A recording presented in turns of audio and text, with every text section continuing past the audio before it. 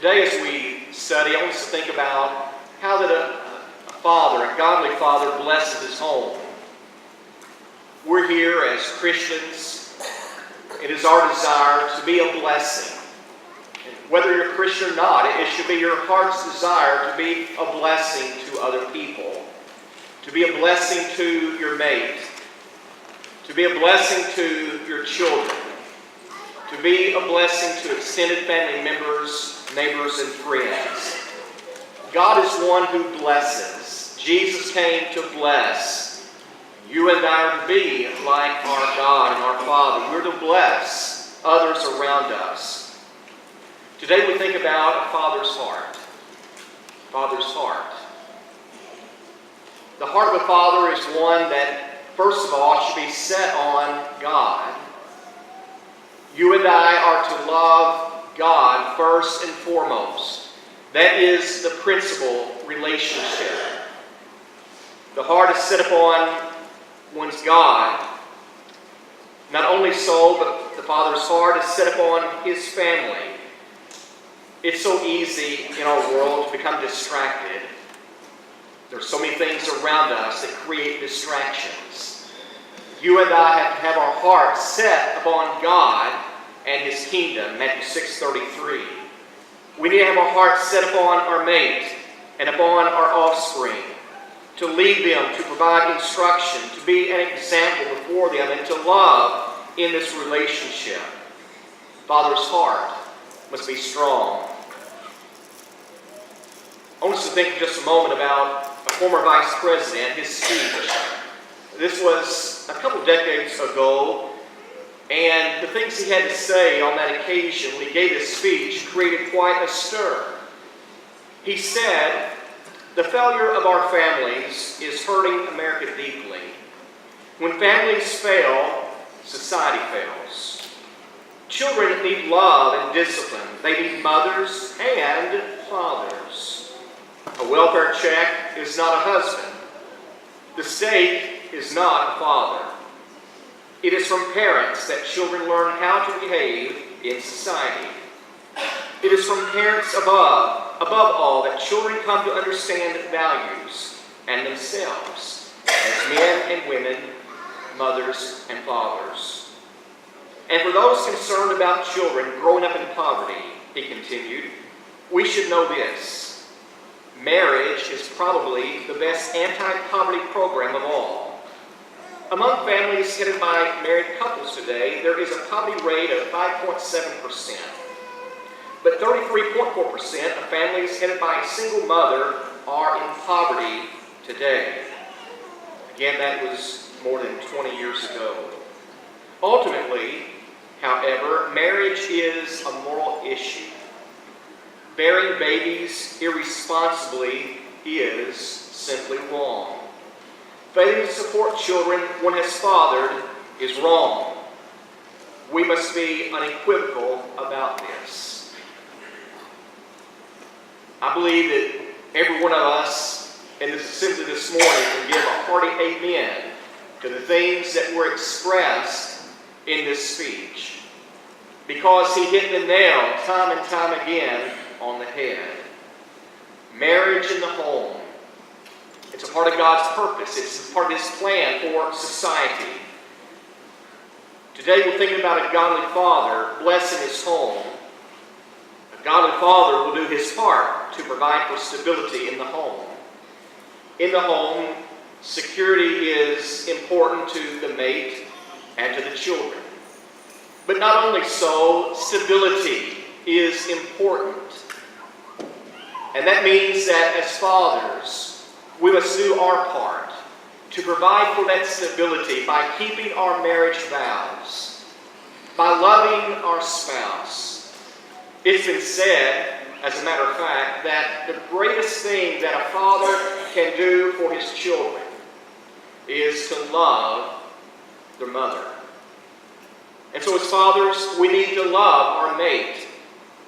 If you think back to that day and time when we took those marriage vows, we need to keep those vows. We need to love her. We need to cherish her. Even as Christ loved the church, in Ephesians chapter 5, and gave himself for her. A godly father does his part to provide for that stability. A godly father will assume his God-given responsibilities in the home. A father has responsibilities toward his mate and toward his children.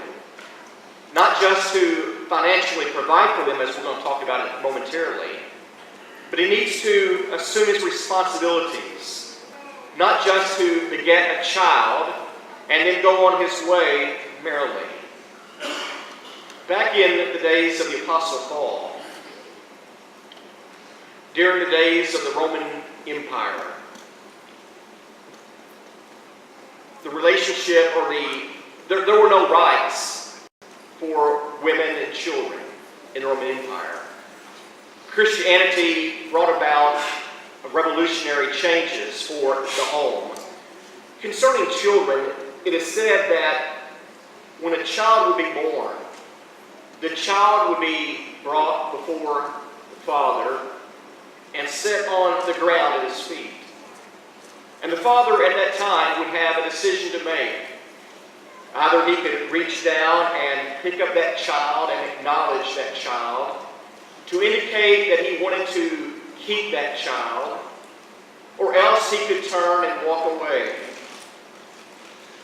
Many times, fathers in those days did just that. And the child would be cast out. Someone might come and take the child and nurture the child, bring the child up, ultimately to become a slave or to be sold into the sex trade. But a godly father assumes his God-given responsibilities. He acknowledges his child. He receives that child, whether it's male or female, and loves that child, and trains that child and brings it up in the nurture and the admonition of the Lord. A godly father has a profound effect on future generations, just as we see with Abraham so long ago. Abraham in Genesis 18 verse 19, God said concerning him, "For I have known him, in order that he may command his children and his household after him, that they keep the way of the Lord to do righteousness and justice, that the Lord may bring to Abraham what he has spoken to him." God had confidence. God could see through the string of time. But God had confidence in Abraham that he would be a father that would command his children in such a way that they would keep the way of the Lord, that they would exercise or practice righteousness, that they would do justice, that the Lord may bring to Abraham what he has spoken to him. What if Abraham hadn't been that kind of father? What if he was not that kind of man? You and I today would be experiencing the repercussions of that. We know Abraham as a man of faith, Hebrews chapter 11. It's because of that relationship that he had with God his Father that you and I are recipients of a Savior, the Messiah, who came into the world. So as we think about that, as it was the case with Abraham, so it is with you and me today as fathers, as grandfathers and great-grandfathers. You and I cannot see down the string of time, but the generations that come after us will be impacted by you and me and the choices that we make today and tomorrow. A godly father does much more than provide for the physical necessities of their children. That is a part of it. You and I as fathers are to provide for our mate and for our offspring. But you and I should never fool ourselves into thinking that the responsibility lies there exclusively, that it ends there. You and I have far more to do than that. A godly father teaches his children about God and his way. In Proverbs 4, verse 1 through 4, the proverb writer, as was read earlier by Caleb, the father, he was teaching his children. And he himself had been taught. You and I, as godly fathers, have been taught. Hopefully you had a godly father. But whether you did or not, you are yet to be a godly father, and you are to teach your children the principles of godliness in order that they can do justice and righteousness, in order that they can to walk in the way of God. In Deuteronomy chapter 6 and verse 7, thou shalt teach them diligently unto thy children, and shalt talk of them when thou sittest in thine house, and when thou walkest by the way, and when thou liest down, and when thou risest up. God wanted his people, Israel, to focus on their responsibilities toward their children that involved far more than seeing that they had a roof over their head, or clothes on their back, or sandals on their feet, food on the table. God wanted his people, Israel, to be diligently teaching their offspring about the precepts, the commandments of the Lord. You, fathers, teach them. The adverb, the fashion in which they were to do so, is diligently. You are to teach, you are to talk. And then we see this when. Continually, perpetually. You and I, sometimes we get distracted. We're busy making a living. We're busy in our recreational activities. We've got 101 other things to do besides focusing diligently upon our children, focusing diligently on the kingdom of heaven, and teaching them the principles of righteousness so that they too can be a faithful child of God, and they too can have the assurance and the promise of eternal life. A godly father teaches his children. He teaches them to respect their parents. That was a problem among the Gentiles, Paul describes in the book of Romans chapter 1. Children that do not obey their parents. Children that do not honor them. As he writes in Ephesians chapter 6, 1 through 4. Children, obey your parents in the Lord. And so, children are to respect and be obedient to their parents, as well as those who are older. We need to teach our children to respect those who are aged, to respect those who are police officers and other government officials, as Paul teaches in Romans chapter 13, 1 through 5. Today we live in a society that is void of respect for authority. It begins in the home. If we do not teach our children to respect their mother and father, they're not going to respect anyone else. And so, as fathers and mothers, we have the responsibility of teaching our children to respect others, not to disrespect. A godly father will teach his children to work, teach them to have a strong work ethic, how this is needed in society today. So many people want to have a job simply to bring home a paycheck. They want to have money to do the things that they want to do, to buy the things that they want to have, but they're not really into working. They don't want to work. They're slothful, sleep on the job, dishonest, etc. You and I as fathers need to teach our children to work, to give them responsibilities in the home, to clean the room, to help with the garbage, taking it out, to help with the yard.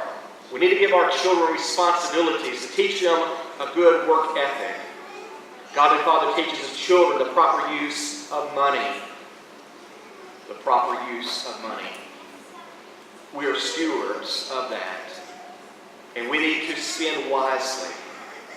We need to save rather than being on a credit bench. A godly father teaches his children the sanctity and permanence of marriage. A godly father will, again, love his spouse, honor his vows, teach his children about the sanctity and permanence of marriage. Marriage is for life. We made the vow, till death we do part. We need to honor that.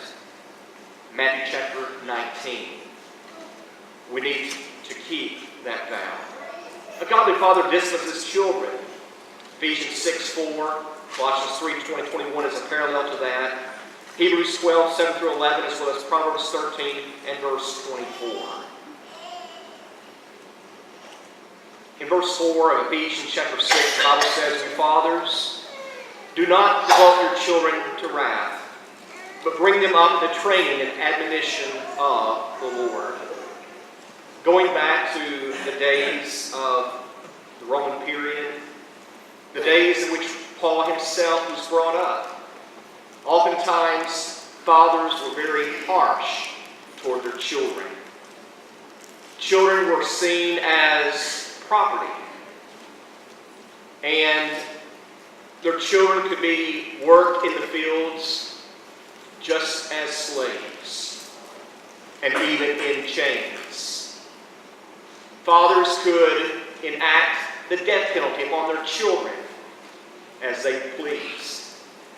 And so, during those days, oftentimes fathers were very harsh toward their children.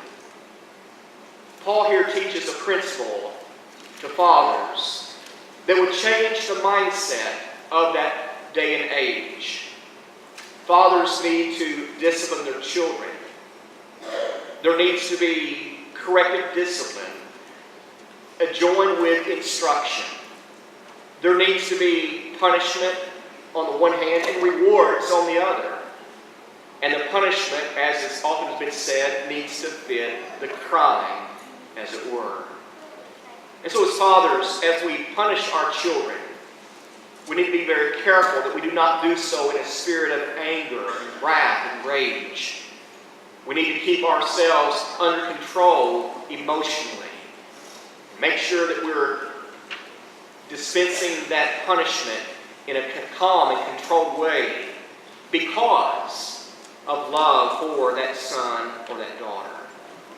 As fathers, we need to be careful about breaking the spirit of our children. And you fathers, do not provoke your children to wrath, but bring them up in the nurturing and the admonition of the Lord. What a great responsibility is ours to discipline our children. Proverbs 13:24 says, "He that spared his rod hated his son, but he that loveth him chaseth him betimes."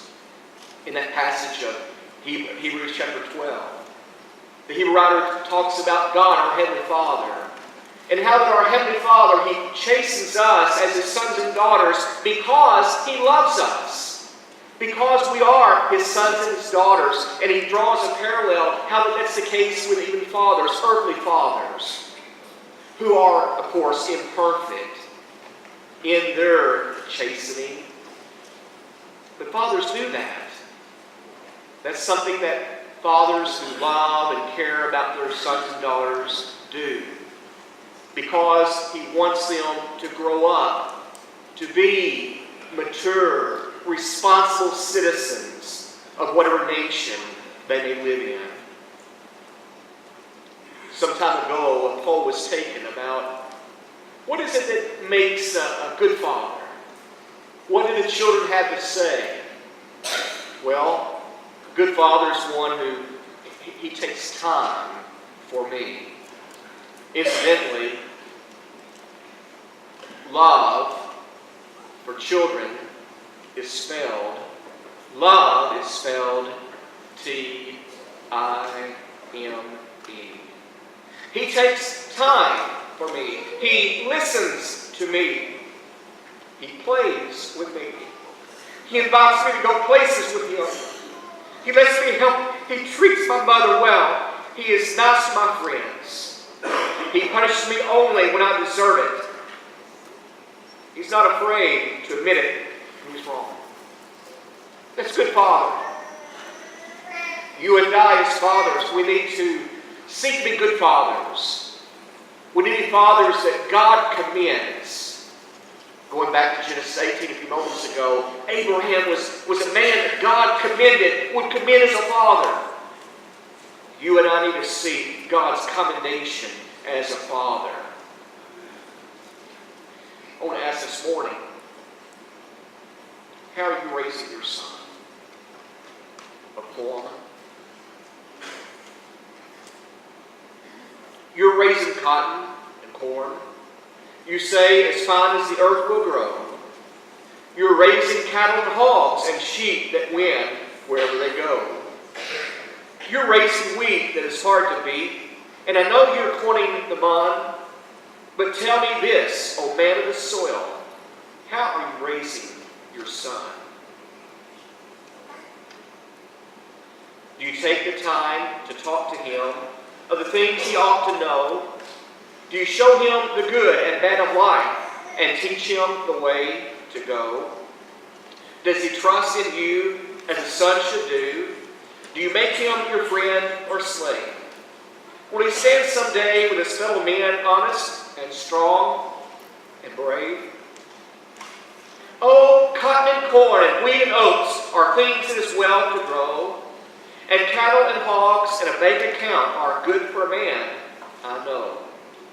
But the ribbon you take and money you make will bring but a mite of joy if you get to the top of the hill and find you've made a scrub of your boy.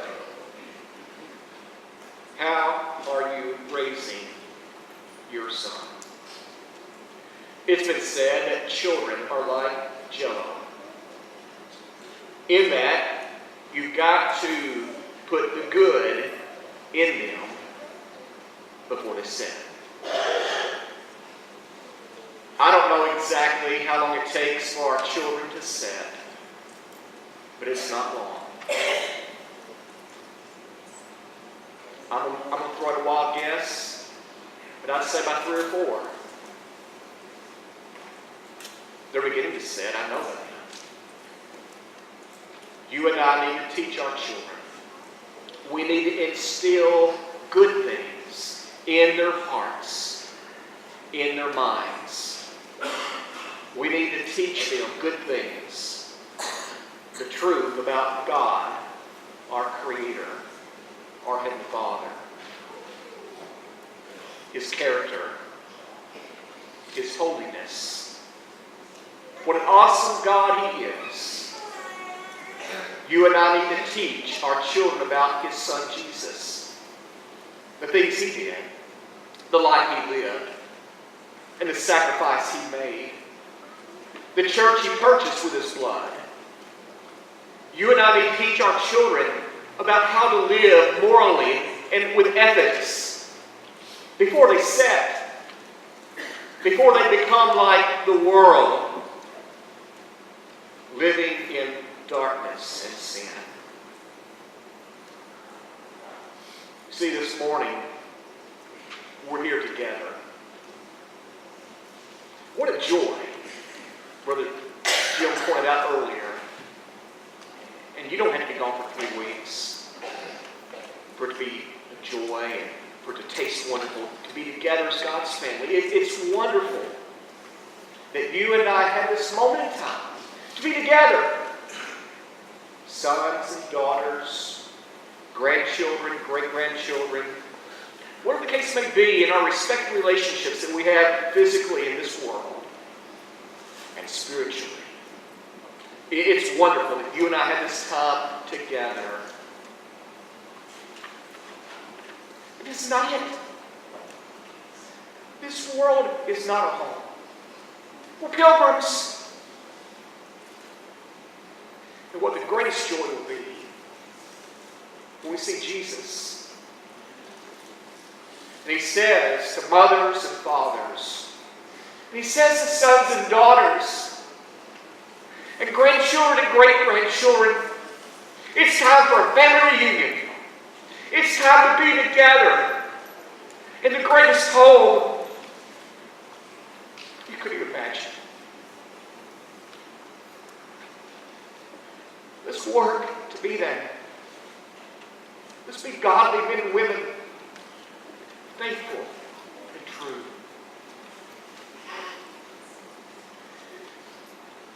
Godly fathers are a blessing to the home.